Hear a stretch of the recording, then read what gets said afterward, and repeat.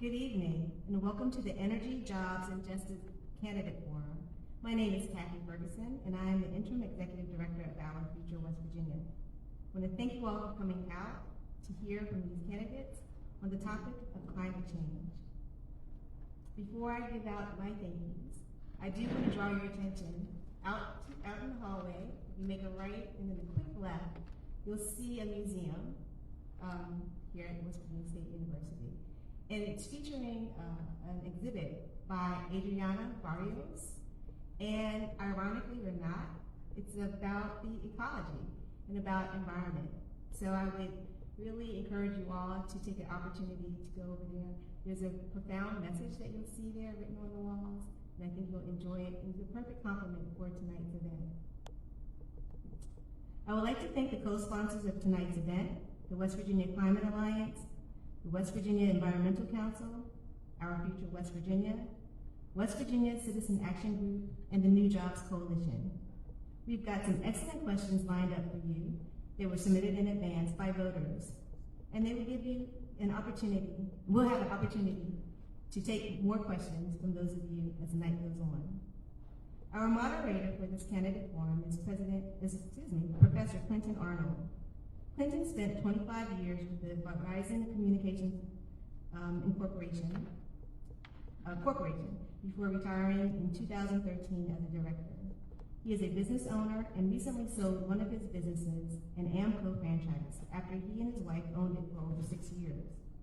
He is currently a business and marketing professor at West Virginia State University, teaching multiple courses in entrepreneurship, marketing, and business operations.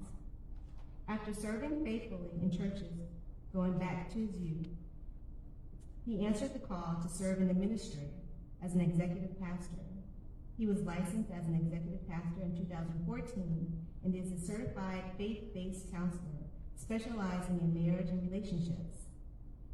He is also a certified life coach. He has a BA in communications from the University of Kentucky, where he was on the baseball team as co-captain his senior year. He was also a 4-year letterman and an all-SEC performer for the baseball team from 1982 to 1986. He earned his MBA from the University of Charleston and is a graduate of the University of Maryland Executive Leadership Program, as well as the Center for Creative Leadership in San Diego, California. Please put your hands together as we welcome Professor Clinton Arnold, our moderator for this evening.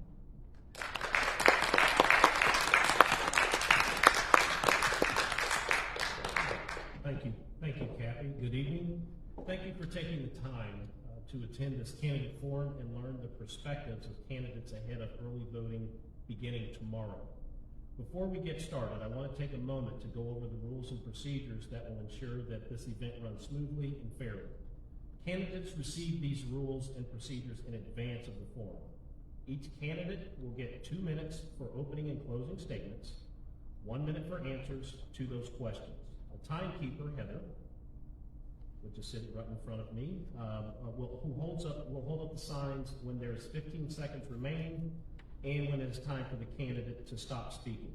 Many strong questions have been submitted. Were submitted in advance by voters on our registration page. We will begin with these questions after opening statements are completed. We invited 29 candidates within congressional, senatorial, and delegate districts touching Kanawha County to attend this evening. Present tonight are Larry L. Rowe, candidate in Delegate District 52, Mike Pushkin, candidate in Delegate District 54, Kayla Young, candidate in Delegate District 56, and Doug Scaff, candidate in Delegate District 57.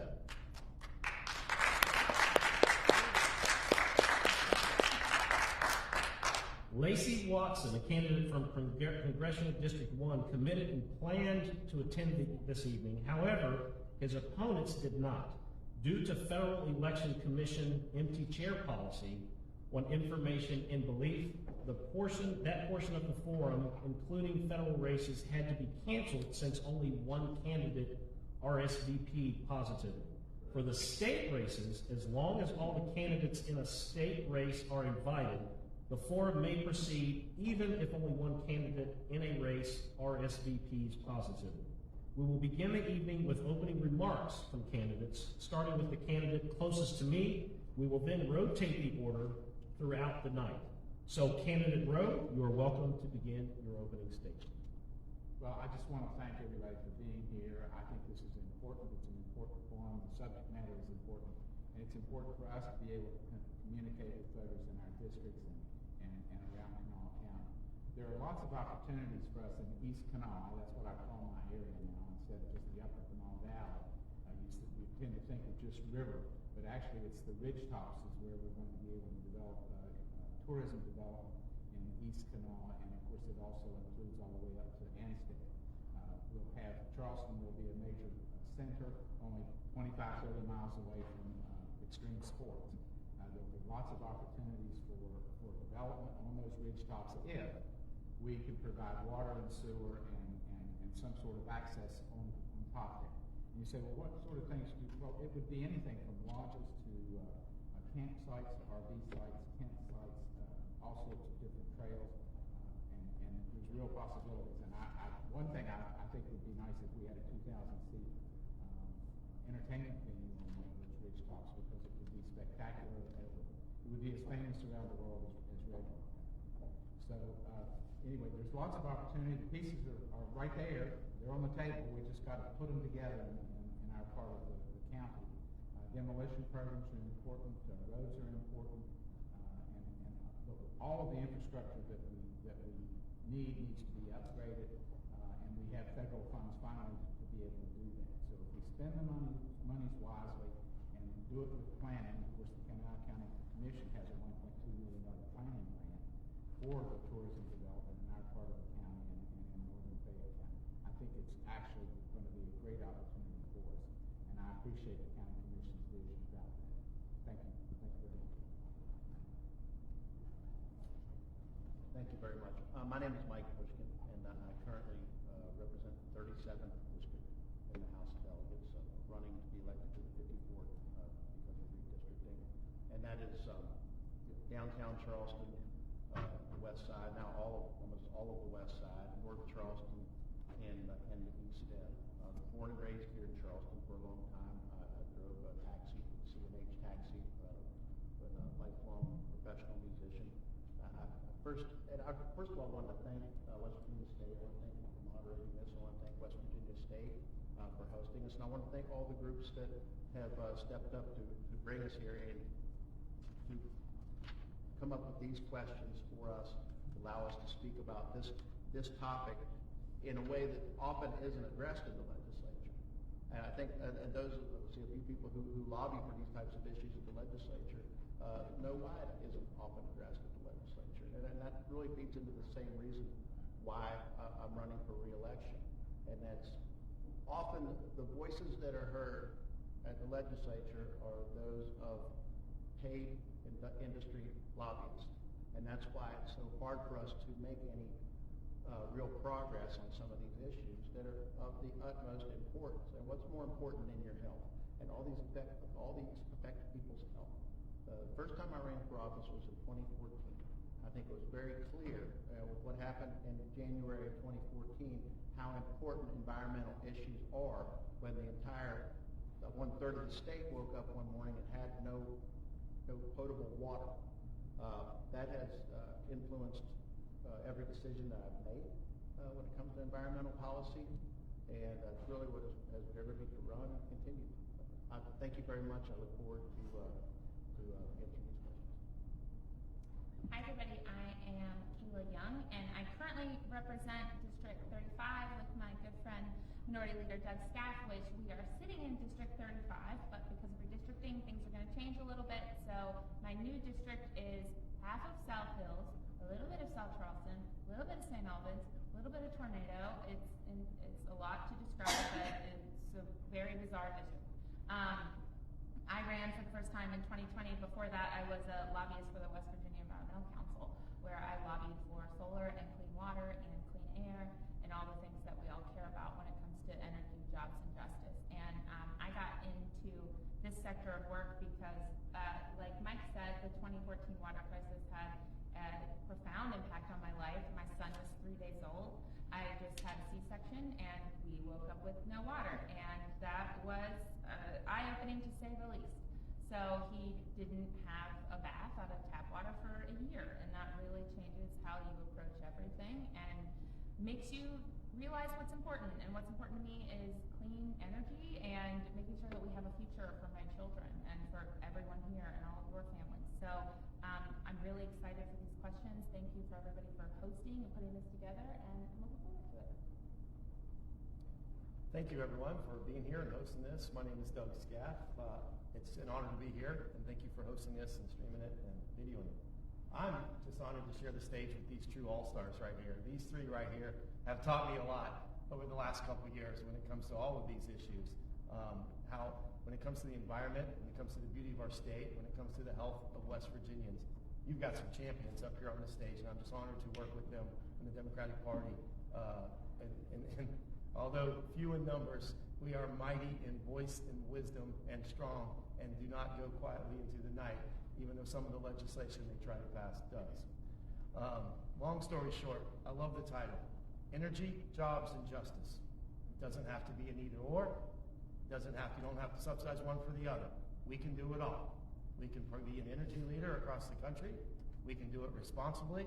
We can create new jobs for the energy of tomorrow. We can be a leader in that. We've already proven that in my district in South Charleston. Green Power, a bus company down there, electric buses. A new one and now up in the Northern Panhandle, green powered boats. We are being leaders. West Virginia will be leaders. But the one thing I wanted to say, I was traveling around the country attracting people here when it comes to jobs. You know what they said? You have such a beautiful state. You have one of the most amazing and beautiful states. And those number one search criteria when people are looking for jobs right now is remote workers. Remote. The word remote is the number one thing on the Google search engine. These people can now work because of COVID anywhere in the country. Anywhere in the country. So now they get to choose, where can I live, work, raise my family in a healthy. We need to do whatever we can to protect this beautiful state. All right. Thank you to the candidates for your opening statements. So we will now begin with questions drawn from our online registration page submitted by voters in advance. Note that there is still an opportunity to submit questions via note card. So Morgan, who's over to your left, has pens and note cards. If you'd like to ask a question, raise your hand or flag her down. She will bring you a card and a pen and collect your questions from you to deliver to the moderator. So at this point, we will move to the questions, and we will start in reverse order. So we will start with candidate Scaff with the first question, which is, electric rates in West Virginia have risen 180% over the last 16 years. Solar is a solution to rising rates. Many West Virginians want to go solar now but can't because their house isn't suitable or they rent. Most West Virginians' current laws do not allow mountaineers who can't install solar on their homes and businesses to benefit from local solar projects. This means that state residents are not getting the full benefits of the unprecedented passage of the Inflation Reduction Act which provides for solar development. If elected, would you support expanding solar access by enabling community solar programs in West Virginia? That's an easy answer. Yeah, absolutely. We've come a long way when it comes to solar, and with this new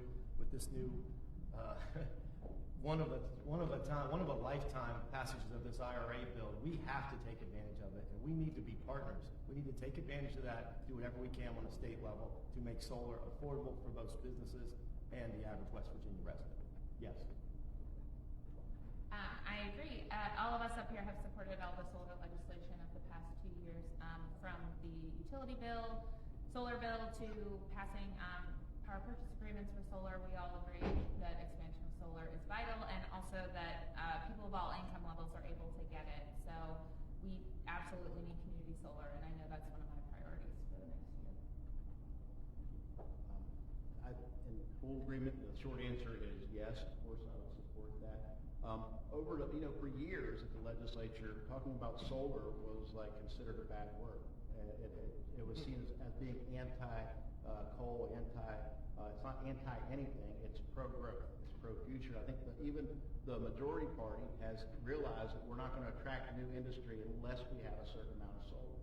And like recently passed a bill to allow for a facility where the old, in Ravenswood, the old aluminum facility to be able to create its own energy there. Well, everybody in West Virginia should have that option, not just an out-of-state company that's coming in, but everybody should have that option. Doug said it well early on, this isn't an either or, this is about growth, this is about growing the economy. And if you look at what recently through the Inflation Reduction Act, because of that, we're going to possibly get solar panel manufacturing in Charleston, in the East End, over at non-manufacturing, sorry, I went over. Well, I think my answer is just did it. I think they covered it fairly well, except there's one thing that surprises me. In 2020, I think that's the right year, we passed a bill that allowed utility companies, including AEP, to build broadband and build the rate base for specific projects in rural areas. And I had a constituent call and say, wait, do you realize that AEP is going to be pushing broadband expansion costs onto the entire rate base for improvements just in Logan and Mingo counties? And I said, well, I have to check on that. So I called the consumer advocate to the Public Service Commission. Sure enough, that happened. It happened several years before we got the broadband money that's been targeted for us, which is going to be millions and millions of dollars. So I think we're going to have to do some adjusting to get the broadband expansion onto those large lumps of federal dollars and away from the rate base that utility companies control.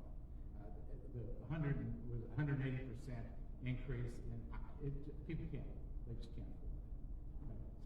All right, thank you, Candidate Rowe. So let's move on to the next question. Over the last year, West Virginia has received lots of national attention about its heightened chemical pollution, namely ethylene oxide, an inhalable carcinogen. Chemical campuses and Institute in South Charleston have been identified as having the highest recordable emissions of this compound. Further, North Charleston has been identified as having the most significant cluster of chemical-related cancer. Do you identify chemical safety as a problem? And how would you attempt to address this issue legislatively? Candidate Rowe.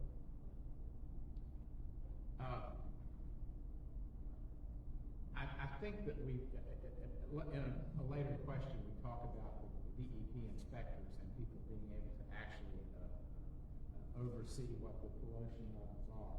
We've got to be vigilant about it. We've got to continue the work that we've done, but I think we need to step it up. The cluster chemicals of cancer just can't be tolerated, and we've just got to do a better job of inspecting and controlling these emissions. We just have to do it. There's something about the Kanawha Valley that maybe it's because we grew up in an environment of industrial pollution, and we've done miracles in getting rid of a lot of the pollution, but this is one we've got to work on. Thank you. I think the question seems to be mainly specifically about ethylene oxide, which we've learned more about over the past few years, but it used to be manufactured here. It's no longer manufactured here, but the leak that they're talking about now, I believe, is from storage and the transportation of it, which is, it's really scary. If you think about the cancer rate that we've had here in this valley, and it's touched every one of our families who've been born and raised here, that this could have been one of the causes of it. And it's something that, like I said, it's no longer manufactured here, still stored here, still transferred from here. That's when most of the leaks occur in the transfer. I think that the Chemical Safety Board has visited this area maybe more than any other part of the United States, yet we never seem to follow their recommendations. I think the important thing to me is a matter of priorities, to sum it up, is to prioritize the health and well-being of the citizens of the Valley over the corporate profits. As simple as that. I would agree. About chemical safety in general, I do think that it's a problem. I think we need to do a lot more education. It seems like, especially with ethylene oxide, it's been something that has been, namely in Black and brown communities in Kanawha Valley, which is incredibly concerning. So I know that over the last year, there was a study that came out that said the rates were really high in South Charleston and Institute because of the plants, both of which are in our district currently. And that the DEP has been working with a lot of groups to redo those tests to see. I haven't seen the final. They might be out. You guys can let me know. I haven't seen the final reports. I see it now. I haven't seen the final reports of what that actually looks like, but I'm glad that the DEP has been doing them again to see where we're actually at. It's something that I certainly didn't know anything about ethylene oxide a while ago, but I'm trying to do my best to learn about it, and I do think it's something that needs to stay on our radar. So I don't know what the legislative answer is right now, but I'm glad that we're all working together to get more information about it. Yeah, and I just, I agree with what everything they've said. I mean, it's been studied. Now, what do you do with those results is the question. You can study things 100 times, but if you don't do anything with the results. So now it's about having enough people to actually go out there and keep us safe and keep the environment safe that we live in and grow below. But we do live in the Chemical Valley, and it's no secret that there's a newspaper that's continued to talk about this and make sure that this is a topic that stays on the forefront and that everyone's aware of. So I happen to know that newspaper. All right, thank you. So question 3. We know that stricter monitoring of West Virginia's fossil fuel industries are needed. Currently, the Department of Environmental Protection is severely underfunded with now only 9 oil and gas inspectors for 70,000 wells. Right now, there are no regular inspections of oil and gas wells by our DEP. A Princeton University survey of wells in our region estimates that 50% of them are leaking 9 cubic feet of methane gas an hour. Would you support additional funding to enforce current regulations by increasing the number of West Virginia DEP inspectors? Candidate Scott?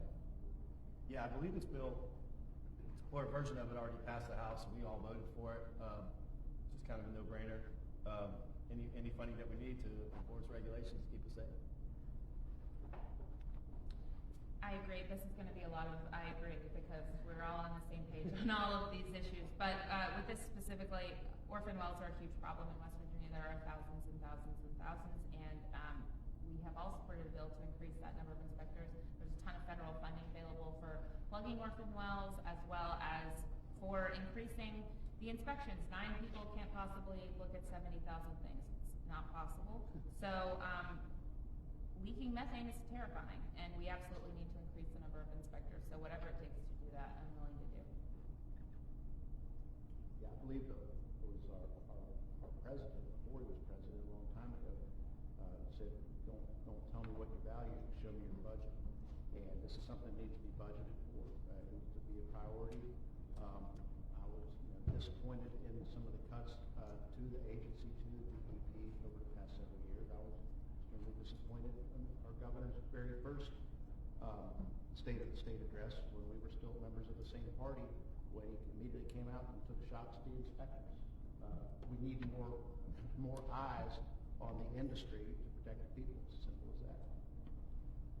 And could I ask all the candidates to pull the mics a little closer to you? Oh, yes. Sorry. I agree with what folks are saying, and I've supported the bill to increase the number of inspectors. And when you say check out the budget, when you think that less than $1 million is being spent on these 9 inspectors who we could pay absolutely a huge salary and still keep it under $1 million, and the natural gas industry alone is counting millions of dollars in state revenues. So as we brag about having excess revenues from energy sources, we need to stop beating our chest and start figuring out how we can control the wells that are leaking and that are abandoned and that are really a problem for us. We're making money off of the production of natural gas. We ought to be spending some of that money on keeping it clean. All right, thank you. As climate change worsens, West Virginia has seen more frequent and intense storm events and flooding across the entire state. Research from last fall shows that our state is one of the 4 most vulnerable in the country to flood risk. Dunbar, including Institute, has the highest flood risk in our state, with approximately 80% of the properties at high risk of flooding in the next 30 years. What do you believe is the best approach for protecting communities from severe flooding? Start with candidate Rowe and start with this. It is so frustrating. We got 100 houses in our part of the county that were flooded. August, I think August 15th. It's demoralizing. It was not, fortunately, there were no deaths. It was not at all like the wall of water that came at us in the pandemic. I don't know if the folks here will consider this to be right or fair, but one thing we could consider, and I know it's not popular, is deepening some of the waterways so that they can literally handle more water. Now, I don't know what the implications of all that is, but it doesn't mean that we need to dredge every stream we've got, but we need to look at it from that standpoint of what it is that we can do physically to prevent these walls of water coming at us.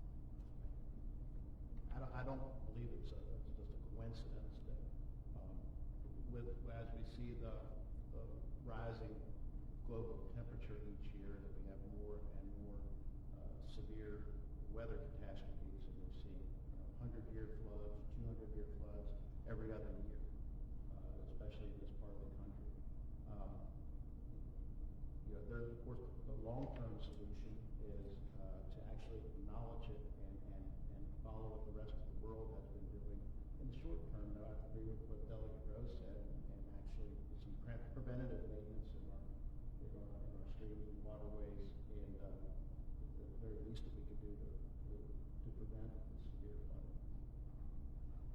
Yeah, I think the best approach for protecting communities from severe flooding, there's a couple different things. One is attacking climate change in every way, shape, and form that we can to stop the climate from rising. That's the easiest answer to it. But we can also put more money into flood mitigation to make sure that we're doing the most that we can to stop flooding before it happens. I went to the flooding interim meeting just to listen because I'm a nerd recently, and the flooding in this southern part of the state is flash flooding mostly. It's not normally from rivers. It's flash flooding. So up in the eastern panhandle, it's more rivers just rising. Down here, we have really severe flash floods, like recently up Campbell's Creek. And so we need to look at why these are happening, and I don't know the answer to that, but I'm open to figuring it out because hundreds of people are losing their homes, and we absolutely need to help them. Yeah, I agree. We have a rainy day fund. We need a flood mitigation fund. It's real, and keep it going. Put money in it every year. We have these record surpluses. Well, let's get our house in order first. Put some of that money aside. Take care of some of the issues that arise. I know you might laugh at this, but it's similar to his judgment. I'm for building more lakes. I'm for figuring out some places of the state that continue to flood, and let's have a place where this water can gather. I'm a developer by trade. Let's create some more lakes to help gather some of this water and continue our beautiful recreation, because I enjoy the lakes that we have now. I'm always for more lakes. So I've seen this happen in Texas. They did this in Austin, Texas. They dammed up that beautiful area up there, and it helped a lot with some of the flooding that were happening up there. Thank you. In your opinion, should the West Virginia legislature or U.S. Congress make the final scientific decision on the volume of toxic chemicals to release into the air and water rather than the DEP or the EPA? We'll start with candidate Scott. I don't think that you should give the legislature any more power. Anything right now. No, I'm serious. But leave it to the experts. Come on. Don't get me started. We got these amendments out there. It's a power grab. We don't need any more power grab from people who are elected. Let them focus on the things that they can focus on, represents their area. But when it comes to the expert things like this, leave it to the experts.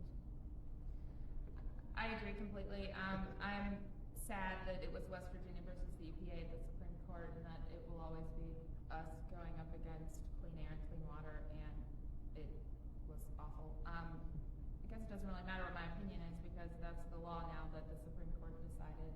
So I agree, the experts should be doing this, not us. We are not experts in science, and we should not be making these decisions. We already have to do it on water. We've had to do it for years. They turn into huge giant fights when it comes to rules bundles every year about chemicals that a lot of us don't know enough about, but we try to fight for, and I don't think we should be making any more of these decisions.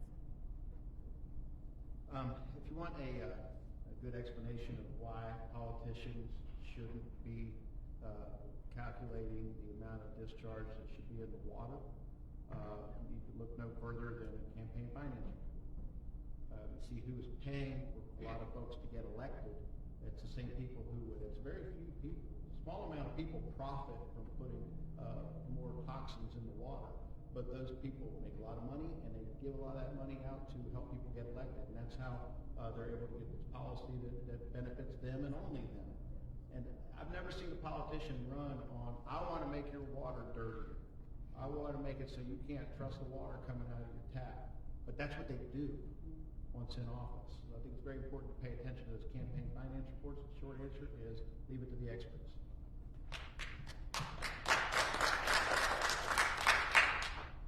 I agree. I'm on the rulemaking review committee, and what that means is that all of the DEP rules come before us, and time after time after time, in committee, we make decisions that are contrary to the advice that the scientists at DEP have given them. And it's blatant, it's common, we raise standards and lower standards, and a lot of times it's just at the behest of folks who want to be able to pollute because they can make more money than they are able to. So I think we need to be vigilant in rulemaking review. We need to be vigilant in the legislature. I think it would be a disaster if the legislature actually really makes the scientific decision. It does, in a way, make that decision by approving or disapproving rules of DEP. But it's generally either up or down with whatever they can force DEP to accept in rulemaking. So we'll just have to see that no legislative decisions on science. All right, thank you. Next question is, how will you work to protect our drinking water, waterways, air, and land from industrial pollution? Every year since the chemical spill of 2014, legislation to relax regulations on what can be dumped in our water has been pushed by the pollution lobby.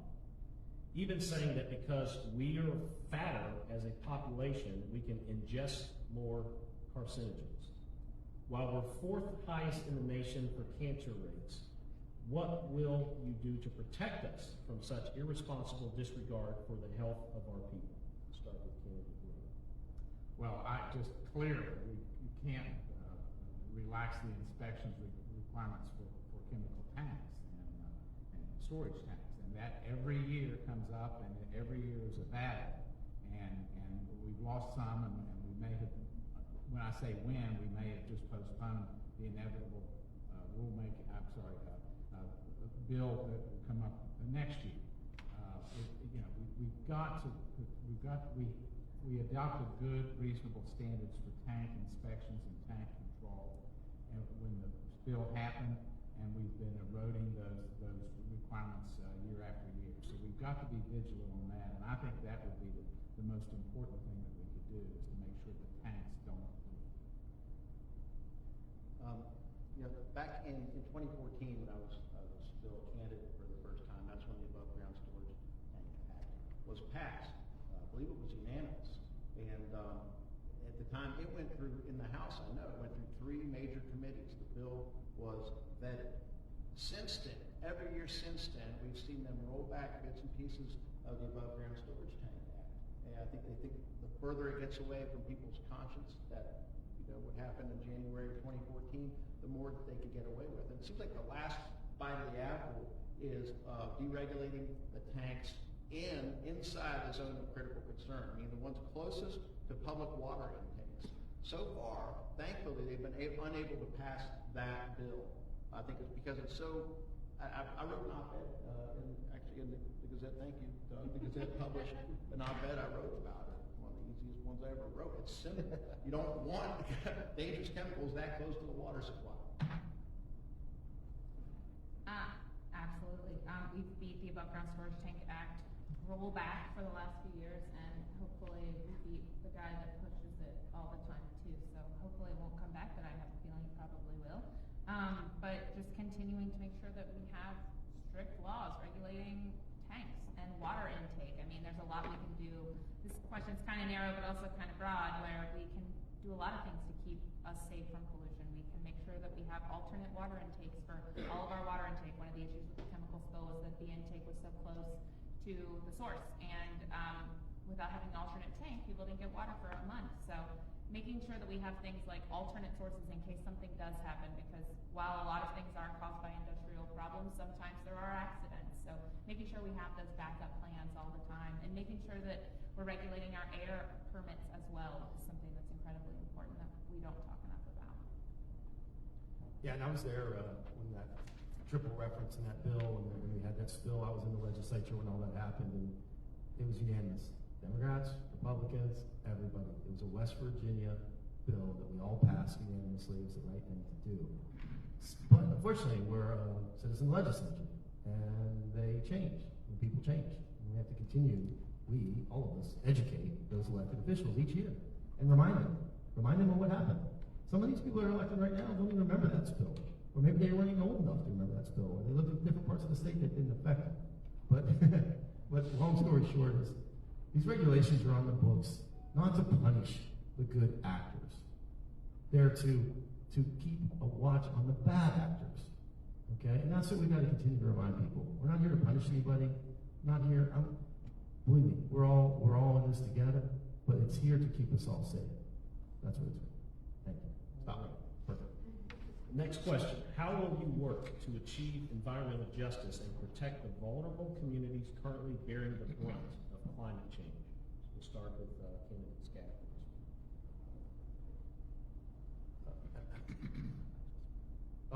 I just think we need to include them. I mean, that's real simple. Include them, talk about it, have ongoing discussions of what we can do to help those communities. We did a coal community task force a couple years ago for Southern West Virginia. We tried to attach it to a bill, didn't go, but then we got the speaker's ear. He helped us put together a task force to help a community that was in need. That's wider scope of things, but we put task force together. We were proactive. We put resources behind it. We're trying to help those communities, and that's what we need to do. Just go bring them apart, bring them along, put them out, give them a seat at the table. I agree with Delegate Scaff. It's making sure that everyone's at the table and passing legislation that makes sure that we have equity, not just equality, right? Making sure that everybody is there at the table. We know that oftentimes these terrible plants are in the backyards of Black and brown communities, like they are right now with the ethylene oxide that we're dealing with. So acknowledging and recognizing that that is something that we have been doing here in West Virginia, and that's something that needs to change, I think is a great first step. Thank you. One thing I often have said in my life, first step is an admission. First step is coming to terms with it, publicly admitting that this is how it has been, that we put the most dangerous facilities, most dangerous storage facilities, most dangerous emissions very close to the most challenged communities and often communities of color. And first it takes an admission, and then actually prioritizing who you're going to listen to. I said before, the people who actually profit off of these types of facilities are the people who have to live next to. I'm always going to come down on the side with the people who have to live next to. I have a little different tack on this. I think that our coalfield communities have really borne the brunt of our policy change concerning the fossil fuel industry. And you can support, I think, easily support measures to affect a better climate. But by the same token, whenever you destroy community economic structures, you have a duty. I think the federal government has a duty to come in and help coalfield communities rebuild. I will say that the Biden administration has accepted that duty, and there are 11 agencies, I'm told, that are in the federal government that are tasked with trying to help coalfield communities redevelop and revitalize. And we need to, and our job is to tap that. And as was pointed out, we have an enhancement fund and a program for coalfield communities. The enhancement fund is to pay the match grant money that's going to be needed to pull the federal money in. And we could leverage $1 billion for coalfield communities if we do it right. Thank you. Next question.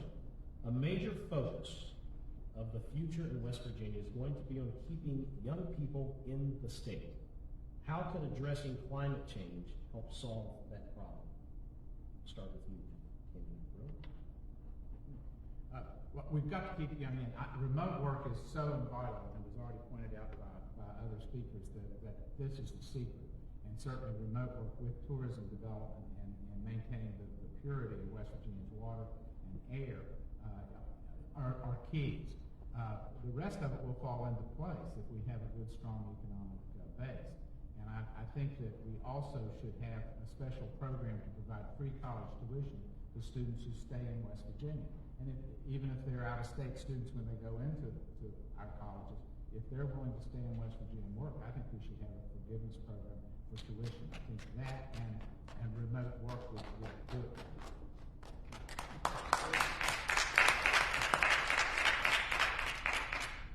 This will be hard to answer in a minute. There's many facets of this. First of all, just moving towards this new type of technology with green jobs, it itself creates jobs. Talked earlier about the federal money coming in to create like solar panel manufacturing here in the Kanawha Valley. There's the facility to build the electric school buses in South Charleston. All over the state, we're hearing about these jobs, and it's not a coincidence that we were able to pass the Inflation Reduction Act, the American Rescue Plan, and the infrastructure bill that all put money in, especially the Inflation Reduction Act, actually put money into these green energy jobs. Well, in order to build these jobs, by default, young people are going to have to move here to work these jobs to provide the workforce for this. Also, simply by protecting our air and our water and our mountains, it's like that's the biggest selling point of this state. That's the one thing that we were given, the best thing we were given this state is our natural beauty. We should fight to protect it. Yes, there's a million ways to address climate change that will help. I agree. I'm so excited that green power is in my district. It's going to bring 800 jobs that are creating green school buses. I know the state of New York has already ordered 50,000 of those school buses that'll be made here to keep, and it's great. It will keep our kids safer when they're getting on the school bus because they'll be breathing cleaner air. But there's a million ways to address climate change and solve the problem of keeping young people here. I have some friends that just bought a house in the Eastern Panhandle, and they did it because they lived in D.C. and it was the same price, and they're worried about D.C. not being there. They don't want to buy a house in a place that might not be there. So West Virginia, in terms of overall how we're doing, there's a lot of flooding, but we are high up in the mountains. We are going to be a good place for people to come when there's going to be climate refugees, which is scary, but is definitely going to happen. So we need to take advantage of addressing climate change all the time. Yeah, I mean, I agree. I mean, solving climate change, you know, it's an ongoing thing, but doing our part to help the climate, we can control. And I think the younger generation takes note of that. They are moving to places and located in places where people are being creative. They were being, they were doing things, like she said, and attracting businesses who are cautious about the climate. So the next generation, when they're pick and choose anywhere they want to live in the country, they're looking at this now. They want a equal opportunity workplace where everyone's treated equally. They want a clean, safe working environment, and especially those remote workers. They want to be able to sit outside and enjoy the fresh, clean air and not have to worry about their environment when they do so. So I think the younger generation is taking more note. So whatever we can do just to show them that we're working towards helping our climate change, that's a big deal. Thank you. Next question. This year, Governor Justice signed a bill that lifted the ban on the construction of nuclear energy plants in West Virginia. Do you support this move? And in your view, what will be the impact of nuclear in West Virginia now that the ban has been lifted? How will you keep West Virginians safe from stored and or transported nuclear waste? We'll start with candidates. Yeah, I know lifting the ban, I mean, I know we're some years away from actually seeing something here, but it's the start of a conversation. It's the start of looking at this. I can't answer. I'm unclear what the true impact will be, but I know it's our job as a legislature to protect the people when things come about. We have no clue what this looks like, what it means, but however, the conversation has started now. So we do know that is a done deal, that we lifted that ban. So there'll be some form in some time, could be 10, 15, 25 years, who knows, but we need to be talking about how to keep everyone safe when and if that time comes. I do support the lifting of the ban on nuclear power. It was my bill that passed, and I know that this is something that the environmental community is typically pretty split in half on, which is interesting. I see nuclear as a form of clean energy because there is zero emissions, period. Waste is a problem that I don't have the answer to right now. I will say it's the fuel is spent, it's completely contained. So it's all right there in one place. That is the only kind of energy, other than solar and wind and hydro, that we can say that about. And I think that we should have an all of the above source. I don't think we should be pushing nuclear instead of solar and wind. I think it can all work together. I think it should all work together, and we're going to have to do it. Nuclear can be expensive. Fortunately, there's a ton of federal money available right now to take advantage of, which I think was part of the impetus for getting the ban lifted in the first place. So I'm really excited about the future of nuclear. I know we've talked about research reactors at some universities. The waste is still a problem, but we're working on it. Thank you. I was a very reluctant supporter of the bill, and I went into it with an open mind, which I think we should always do, and I listened to many of the experts, and really we weren't hearing a whole lot at the time from the opponents of the bill. But it's one of the, I believe it has to be part of any kind of portfolio that's going to really reduce carbon emissions. And I know growing up in the generation that I did, I had a healthy reluctancy and fear of it. I know in other parts of the world, the technology has improved where it has been done in a safer fashion. Now, as far as the disposal and the transportation, that is something that I will always come down on the side of when we talk about environmental justice, of making sure it is not treated like other industries in the past have been, where basically poor people get the short end of the stick. Nuclear energy is clean energy. The question is it safe energy? And I don't think we've answered that question completely yet. And so I have cautions about whether we should support nuclear. Clearly, we've got to be assured that it is safe. And if we can be assured that it's safe, I think that it's the kind of energy, as Mike says, we ought to add to our portfolio. Thank you. There are thousands of West Virginia abandoned coal mines. One of these mines was made into a lavender and bee farm known as Appalachian Botanical Company, which sells lavender products. While using the abandoned coal mine, the company also hires the people who typically cannot find jobs, like those formerly incarcerated or in recovery, and former coal miners who were laid off. Will you encourage job creation and the revitalization of abandoned coal mines to not only combat climate change, but a high unemployment rate? If so, how would you suggest accomplishing this? Start with you, candidate Rowe. In the east end of Charleston, we have caves. We have old mine shafts that are caves for bats, and that's a good news.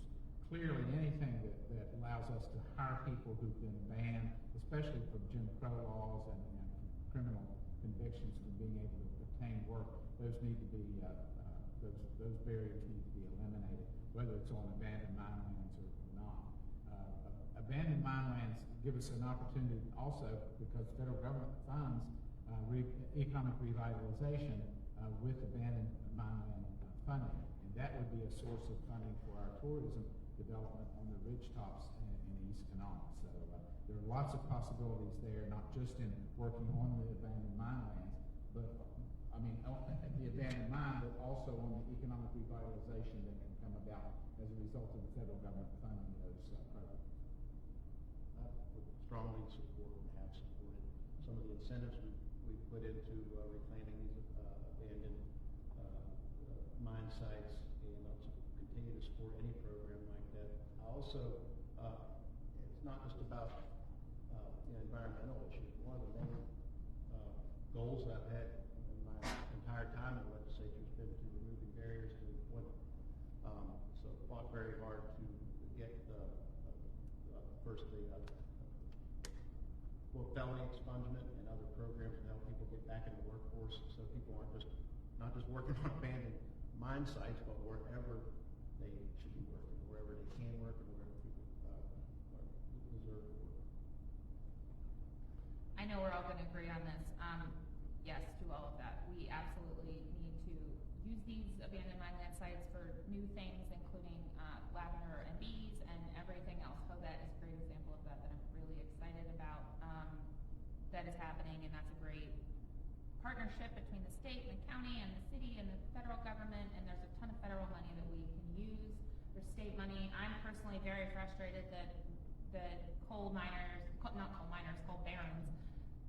ruined these lands, and now we're having to be the ones to pick them up again, and that's all on us. So I'm personally very frustrated about that, but I'm glad that we have a lot of money federally to do so, and we don't have to spend all of our money doing that. But anything we can do to make the land better and to help people get jobs in any way, shape, or form, I support. Yeah, I mean, I agree with everything you said. We can't do enough to help give people a hand up, not a handout. Give people just give people an opportunity to be a productive part of society. You know, I'm all about that. Give people a second chance. Give them opportunity to succeed. If you're doing something different with some of these land reuse is what I call them, places, then we need to give people that same opportunity. We're putting money and resources into redeveloping land. Let's put money and resources into redeveloping people in their lives. All right. Thank you. So we'll move to some questions from the audience. Would you stop supporting coal interests through tax subsidies? Start with you, candidate Scott. I mean, it's one of those things where you give so much tax, it's like investment on your return. You know, we give, for every dollar we get in tourism, we know we get $10 back. You know, I think we need to look there. We need to do an all-encompass study of all the tax incentives we give out. Not just for the coal industry, not just for all of them, for every industry we give out. I want to, spending the taxpayers' money, we gotta make sure we get a return on that investment. We know, and maybe I'm wrong, for every dollar spent, what is it, $8 to $10 back in tourism? For every dollar we spend, that's a heck of a return. I'll do that every day. So before we give out all these tax incentives, I just want to know what our return is to taxpayers of West Virginia. Does that mean X amount of jobs? Does that mean X amount of money? Does that mean X amount of commitment from any of those organizations? Not just one particular industry.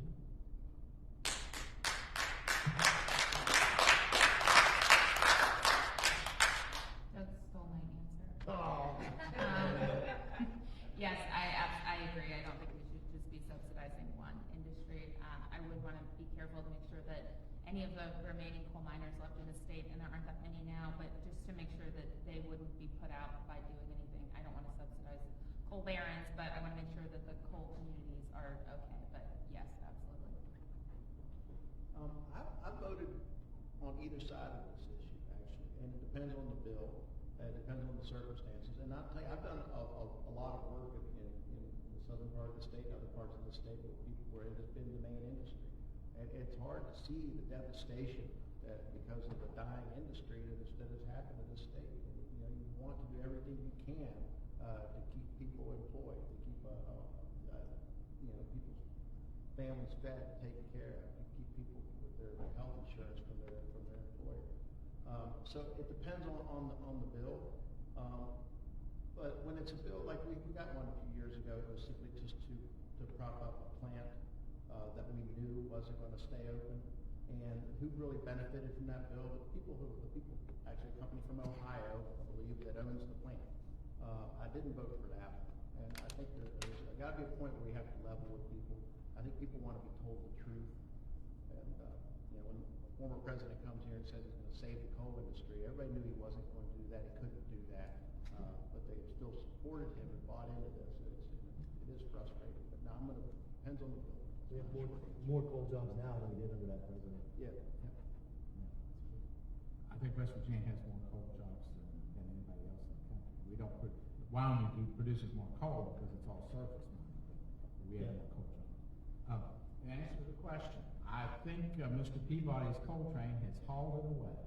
I'm just not sure what's left in the cupboard that we could do to help maybe eliminate severance tax on coal, but I don't think anybody would be serious about that. We cut it way back when coal was in bad shape several years ago, but that's not the case today. So I would be surprised if we'd be confronted with serious tax credits or tax cuts to the coal industry.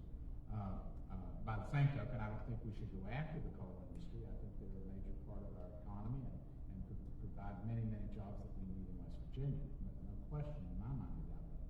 But I think that anytime we give a company a tax credit, we we've got to make sure that they are investing that and much more in the project that they're going to be undertaking. And that was true with the two plants that we've had recently, one in Ravenswood that will go in, and then one, the Newport plant that will go in at the Grove in Mason County. Thank you. Thank you. All right. Next question, dealing with electric rates. What would you do to lower our electric rates? We have the 48th highest rate in the U.S. due to antiquated power plants, no diversification of sources, and a total commitment to force us to use coal. So what would you do to lower our electric rates? Start with candidate Rowe. Well, I think the development of new sources of energy is absolutely key for everybody. 180-some% increases in less than 2 decades is just not acceptable. One of the things we need is for the Public Service Commission to up the budget of the Consumer Advocates Division. I've been pushing for that for a long time. I understand the PSC has recommended that to the governor in recent budget talks in preparation for the January presentation, and I understand that the budget for the Consumer Advocate also proposes increases. They need to be able to meet eyeball to eyeball and foot to foot and knee to knee all of the experts that the AEP and other utilities can provide. And I think that if we could have a better response with more expertise and more money and new employment for people in the Consumer Advocate Division, I think that would go a long way in having a watchdog over these climbing electric rates. I couldn't agree with Delegate Rowe more. They have cut back on the Consumer Advocate Division of the Public Service Commission. Unfortunately, every time the industry goes before a Public Service Commission, they get everything that they want about. And a big problem with that is we have a revolving door with the industry and the Public Service Commissioners. I think if I were to leave the legislature, I'd have to wait a year before I could lobby for an industry. However, you can go straight from an industry into the Public Service Commission. It's supposed to be regulating the industry that you just came from. That's the problem. It is the problem. I'm interested in the conversation of whether the PSC commissioners are appointed or elected. Right now, they're appointed in West Virginia. I don't know if electing them would be better or worse. Honestly, I've talked to legislators all around the country about this because I would be interested to talk to anyone here about this because I don't know what the answer is. I don't know that making it political is a good thing, but appointing them obviously isn't working either. So I think something needs to be done. I think we should stop giving most of the power plants all of the necessary upgrades when they really just need to be retired, when they need hundreds and hundreds and hundreds of $1 million worth of upgrades when they were only meant to last for 30 years, but here we are 70 years later and we're just keep pouring money into them. So clearly we're just insane and should just be changing what we're doing instead of just continuing to do the same thing.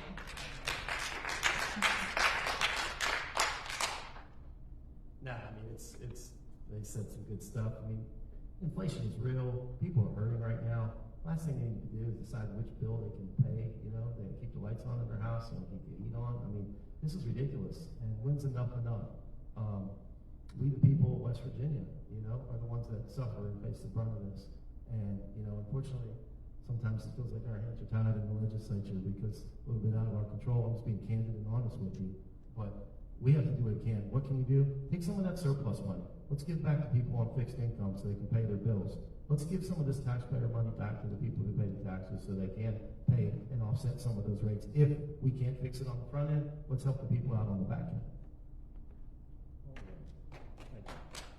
Okay, so combining this question, it's two overlapping. With the chemical industry's continued polluting practices and antiquated laws in place to correct them, what can you do to offer someone a safe place to reside, working or raising a family in West Virginia? I missed the first part of that. So, with the chemical industry's continued polluting practices and inadequate laws in place, what are some things that you can do to help make this safer for anyone to raise a family and reside and work in West Virginia?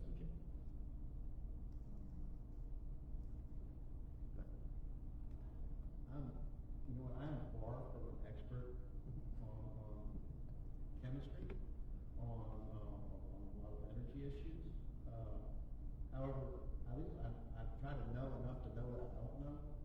that's why we need to listen to the experts on this.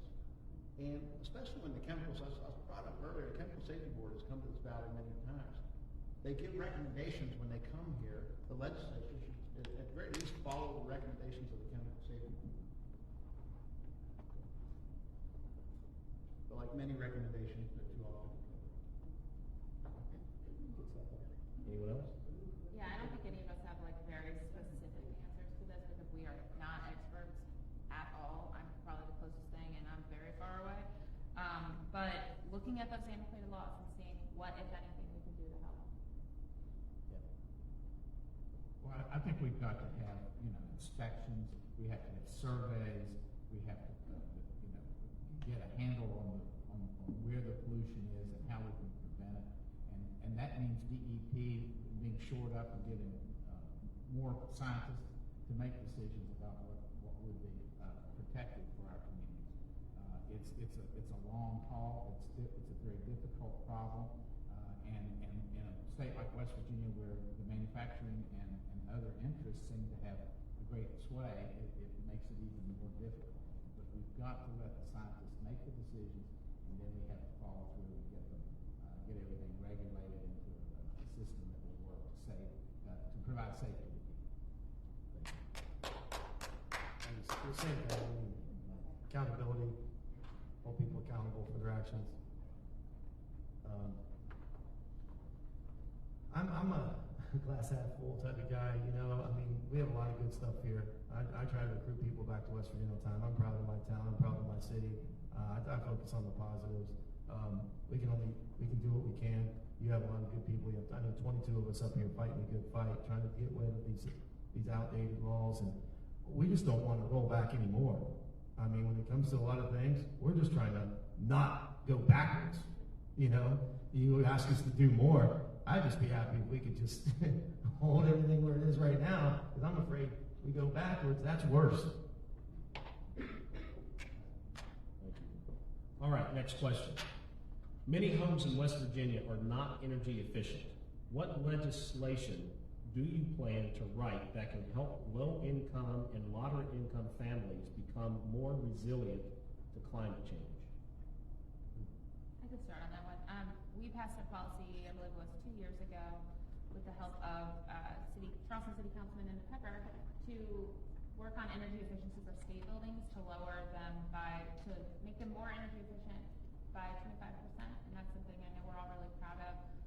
But that's just state buildings. I think for people, we can incentivize them, to take advantage of the programs that are already offered through AAP and First Energy that do exist. They'll come in and help you. But to incentivize them, I don't know if it's a tax credit or what, to buy more energy efficient equipment and utilities, or appliances and light bulbs in their homes. So I think education is a big piece of that. I think most people in West Virginia, they're just trying to get by day to day, and the bills are through the roof, and which light bulbs they buy probably isn't their top priority. But I think education is a big piece, and then I think we can incentivize it some. And, I'm sorry. Okay, couple things. We need to, low-income housing, new low-income housing shouldn't mean low-quality housing. As a builder and a remodeler and all that jazz, you don't need to, just because you're building anything new, whether it's for low-income people or millionaires, you should have quality windows that don't leak air through there. You should have a good, so it keeps those bills affordable. I mean, come on, that's a no-brainer. That's common sense. So you shouldn't subsidize just because it's for low income. It should be low quality. That's number one. Number two, in certain business buildings, I guess, office buildings, the energy company gives back you a credit if you have energy efficient light bulbs in your building and you're using less energy. Are they doing that for the residents? No, not for you, not for me. What can we do to help incentivize, not incentivize, encourage those energy companies to give back to people who can prove that they have energy efficient light bulbs and do some things? So if you're paying a little bit more for light bulbs, you should get that offset on your bill. Sorry I went over. I've drafted the bill. I had a bill drafted that would give tax credits to green energy homes and efficient homes. I know it was supported by the Homeowners Association. Yep.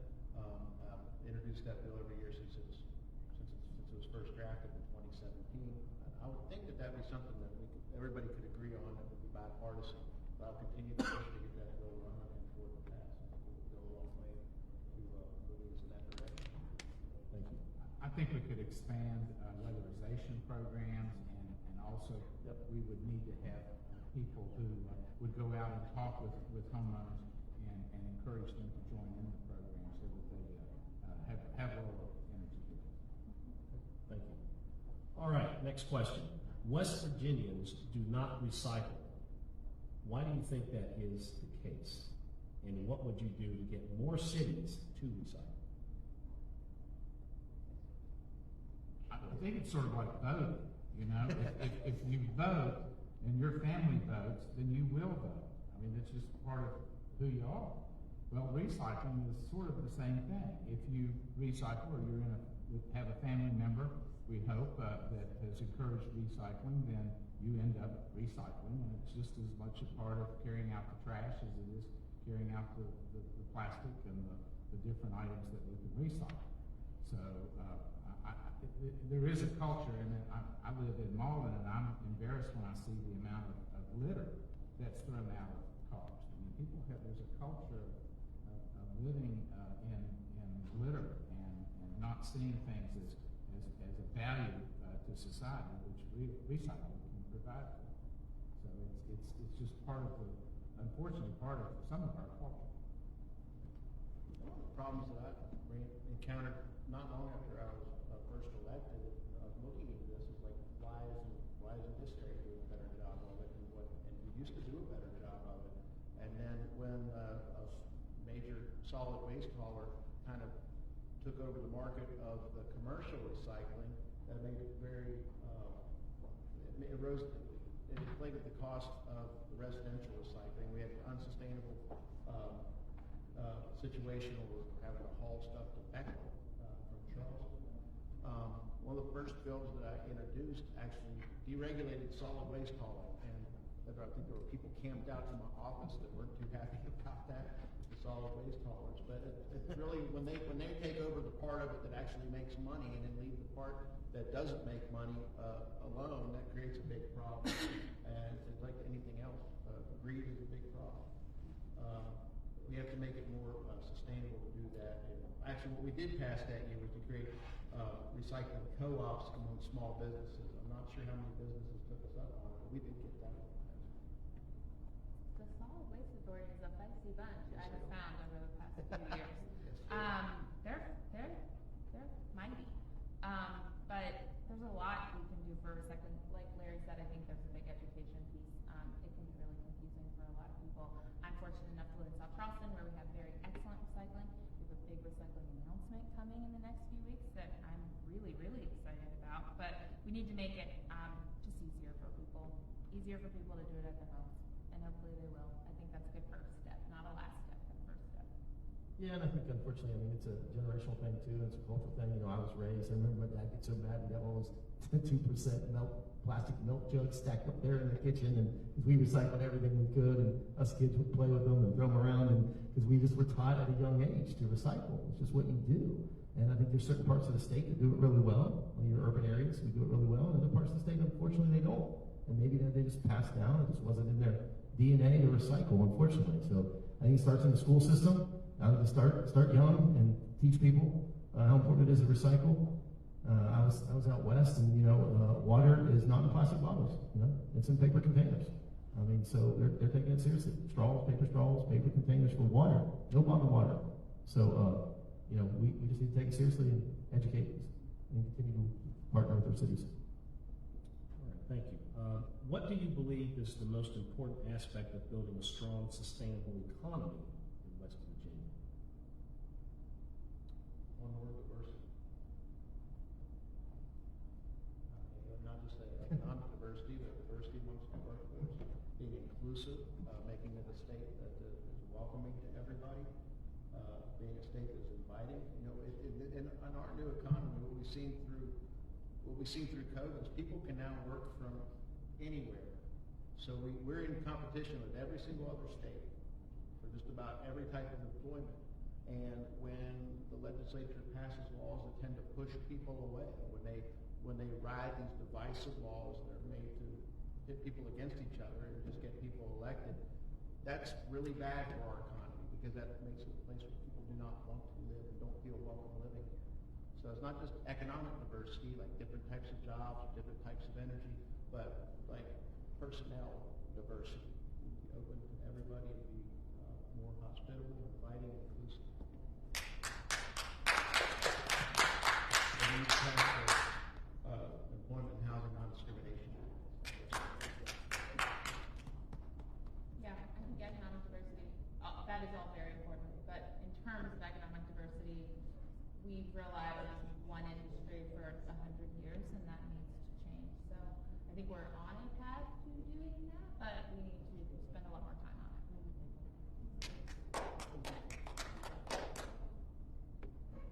I think there's two ends of the spectrum here. Utilize the magnets that we have in our state. What do I mean by that? People aren't just coming to West Virginia all for one, but they're coming here for school. They're coming to the universities like West Virginia State, UC, at Morgantown, Huntington. Those students are here. It's our job to keep them here. It's our job to not embarrass them while we're here and create laws that are divisive and scare people away. So let's create an environment that's attractive to all these people coming from all over the country here to be educated. Now let's figure out a way to keep them here. On the other end of the spectrum, our seniors. What can we do to keep our seniors here? They don't need to go south and retire. What can we do to keep our seniors here so they can be closer to their family and to their loved ones? And lastly, I'm all about give people the opportunity to succeed, and you'll see a better West Virginia. Give them the tools and resources to get back on their feet and succeed. And then you might see some of these other issues, like our drug crisis and all this other stuff, start to go down, and invest in mental health. Give some people the resources they need when it comes to mental health, and then back to become a productive member of society. All right, last question from the audience, and then we'll go to the closing statements. So this government is still stuck in this belief that its citizens can't escape harm. Ergo, they continue to support the chemical companies. They have done nothing for the past 70 years. How can you help them feel not beholden to the companies that have been killing them nonstop for so much time?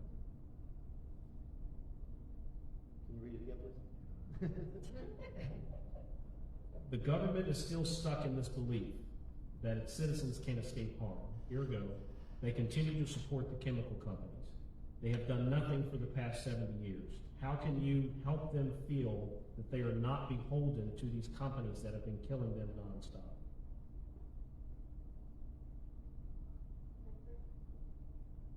You know, to me, it's just a matter of, like I've said before, I hope I don't sound like a broken record, it's a matter of priorities.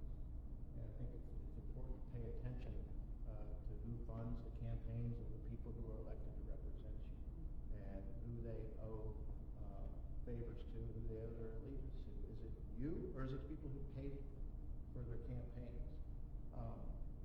Nobody runs on wanting to pollute your water. Nobody runs on wanting to put toxins in the air. But yet they allow that because that's who the people who are putting them in office. And there are way less of them than there are of everybody else. The people who actually profit off of that, there are way less of them, but they are able to maintain that control because they also run people who are very good at pitting working class people against each other through divisive issues. And if you go home right now and turn on the news, that's what you're going to see, people talking about divisive issues that get people worked up where they vote against their own best interest. If you pay attention to who is representing us and who they represent and who they're listening to. Yeah, I mean, it's real simple. You got to be able to go home and look yourself in the mirror at night when you cast that vote. You got to be able to look yourself and your family in the mirror that you made a vote that's the right vote for your family, that kept you safe. You live here, you work here, you play here. You know, I've been endorsed by industry, I've been not endorsed by industry. I've been endorsed by business, I've not been endorsed by business. It's because I made some tough votes that I didn't agree with, or that they didn't agree with. But I did what's right for the people in my district. Sometimes I'm going to vote on some things that they agree with, and other times I'm not. So, you know, the bottom line is, you got to be able to go home, look in the mirror, and realize that you, at the end of the day, when everybody goes home, you live in that community where you pass the laws that affect you and your family. And that's what you have to remind. And like I said, the citizen legislature, it changes. We have to continue to educate all these newly elected people year in and year out in unfortunately, sometimes, like Delegate Pushkin said, they got their priorities mixed up.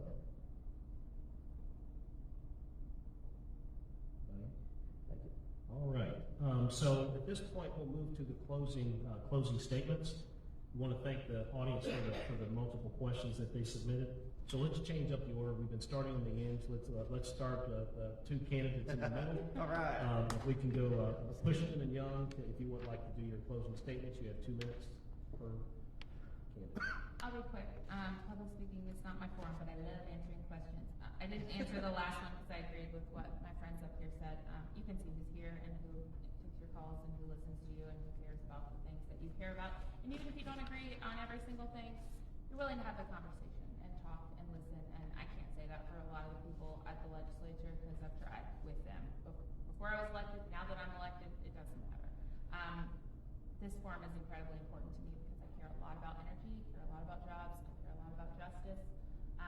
And I'm going to keep doing that no matter who I'm up against, no matter what we're doing. I know all of us up here do that all the time, and I'm just thankful everybody came and is here.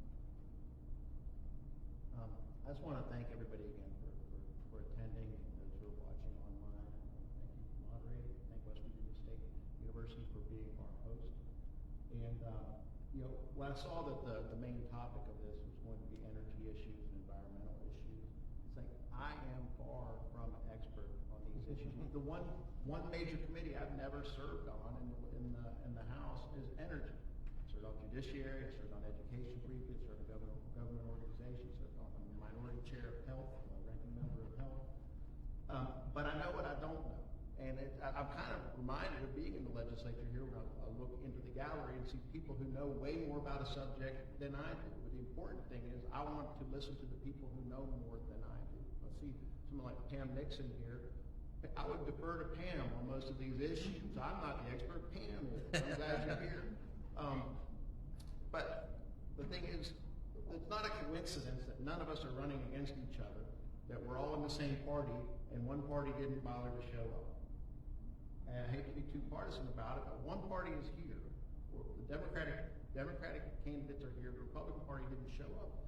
Even Lacey Watson, our Democratic congressional candidate, who knew by federal law was not able to speak because his opponent wouldn't show up, he still showed up to listen because it's more important to listen than it is to speak. So I've enjoyed these questions because it's like listening to you, the experts, and learning what's important to you. And we can't be good representatives unless we listen. And in order to listen, you got to show up. So.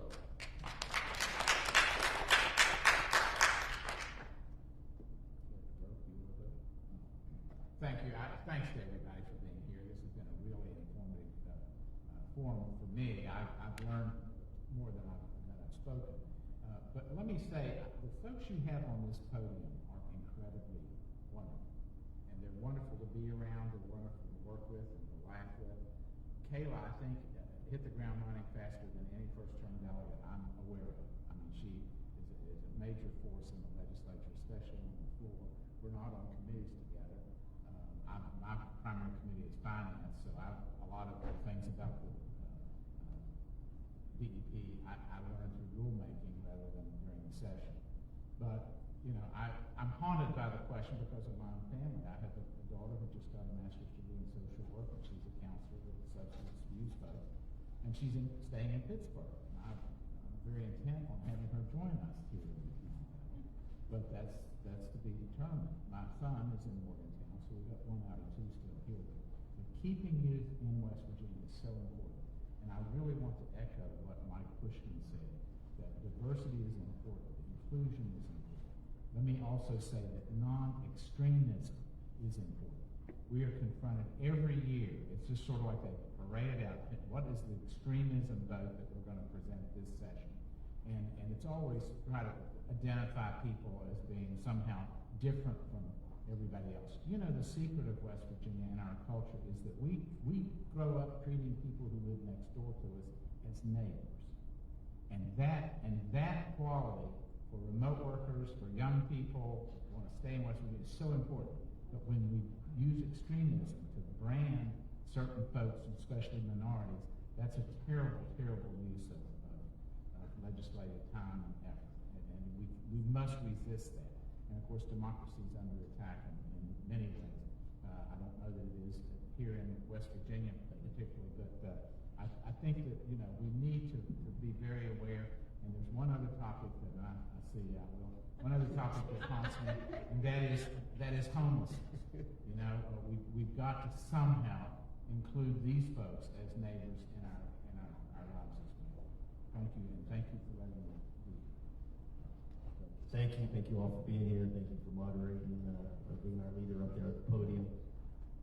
I'm going to start the same. I'm going to end with the same thing I started with. I'm up here with true all-star lineup. These are phenomenal delegates. We need to continue to do whatever we can to help them and support them and educate us as we come. Bottom line here is this: energy, jobs, and justice. You don't have to pick. We can do it all. We can do it all. It's not either or. We can be diversified in our energy portfolio. We can create new jobs. And we can be responsible about doing it. It doesn't have to be a choice. I say this all the time. I want to make West Virginia wild and wonderful for all. Make West Virginia, I'll start it with the word make, yes, make West Virginia wild and wonderful for all. Let's quit picking and choosing who we're going to help and who we're not. It shouldn't be about all these culture wars and divisive issues. We need to be welcoming to all. Let's help all succeed. If you've had a slap on the wrist or you've gotten in trouble, let's give them a chance to get back on their feet, become a productive member of society, and feel good about themselves. And lastly, like they all said here, we as legislators can only do so much. We need your help. We need your help to get other people up here that believe in some of the same stuff you do. And I know, like Mike said, okay, well, we don't always see eye to eye, but we have an open ear and we listen, and an open door policy. And the most important thing about being an elected official is you have to be accessible. If you're not accessible, what the heck did you do it for? Why did you run? Why did you put your name on the ballot? You just wanted the title? Or do you actually want to make this a better place for all? So the bottom line is, let's go out there, let's work together, let's make this a better West Virginia for all, and get some good people up here to help us so we can see double the amount of people on this table next year. Thank you all.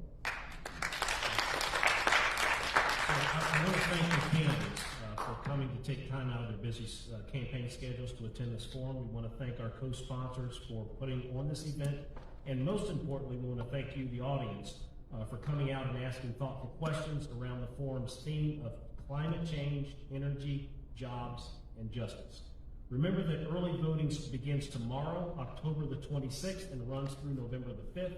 Election day is in 2 weeks, on November the 8th. Make sure to make a plan to vote and have a great evening. Thank you again.